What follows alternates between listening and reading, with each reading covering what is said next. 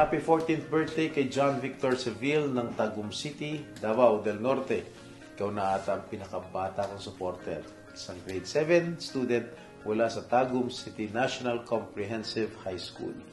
Natutuwa po ako at na-inspire sa iyong mga pangarap na makapaglingkod sa ating bayan balang araw. Sa murang edad, ipinapakita mo na ang malasakit at dedikasyon na tiyak magdadala sa iyo ng tagumpay sa hinaharap. Patuloy mong pagyamanin ang iyong talino, sipag at kabutihang asal.